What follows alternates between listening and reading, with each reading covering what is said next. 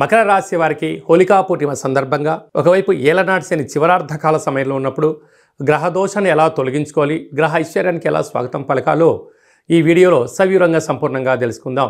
మకర రాశిలో ఏ నక్షత్రాలు వస్తాయనగా ఉత్తరాషాఢ నక్షత్రంలోని 2, 3, 4 పాదాలు, శ్రవణ నక్షత్రంలోని 4 పాదాలు, ధనిష్ఠా నక్షత్రాలను 1, 2 పాదాలను కలిపితే మకర రాశి అవడం జరుగుతుంది.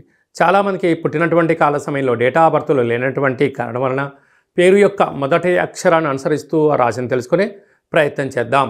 జూ, జే, జో, ఘా, గి, బో, జా, జి అక్షరాల వారందరూ కూడా మకర రాశి జాతకులే.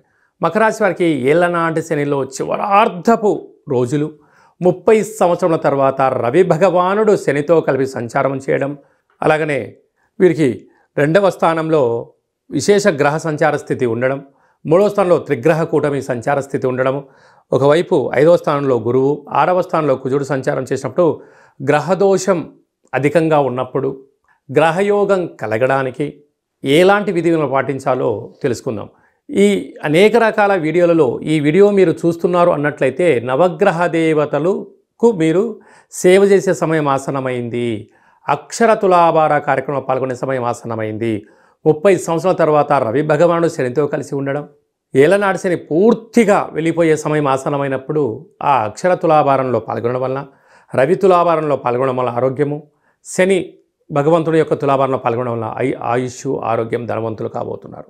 కనుక అక్షర తులాభారంలో పాల్గొందాం, ఏలనాటి శనిని తొలగించుకుందాం, రాబోయేటువంటి కొత్త ఉగాది పండుగకు స్వాగతం పలుకుదాం, ఈ 7.5 సంవత్సరాల పడ్డ కష్టాలకు స్వస్తి పలుకుదాం, రంగుల హోలీ అయినటువంటి హోలీ పండుగ పూజా కార్యక్రమంలో పాల్గొందాం, హానికరం లేనటువంటి రంగులతోనే కార్యక్రమాల్లో పాల్గొందాం. అందరికీ మంచి జరగాలని కోరుకుందాం. నీటి వ్యాపారస్తులు, హోటల్ వ్యాపారస్తులు, డాక్టర్లు, మెడిసిను, అన్నదానము, సాఫ్ట్వేర్ హార్డ్వేర్ ఉద్యోగస్తులు, వ్యవసాయ సోదరీమణులు, గృహ భవన నిర్మాణ కార్యక్రమం చేసేవారు, స్వయం వృత్తులు, అలాగే మార్కెటింగ్ రంగంలో ఉండబడిన వారు విదేశాలకు వెళ్ళాలని కోరిక చాలా మంచిదే. కానీ ప్రస్తుతం కాలమానం రాబోయే కాలంలో షష్ఠగ్రహ కూటమి రాబోతుంది కనుక గ్రహదోషం యొక్క ప్రభావం అనేక దేశాలపైన ఉండడం వలన సరైన పత్రాలు లేనటువంటి వారికి తిరిగి రిటర్న్ వచ్చే పరిస్థితి ఉంటుంది. కనుక అలా ఇబ్బంది పడకుండా నీతికి నిజాయితీకి మకర రాశి జాతకులే కేంద్ర బిందువులు.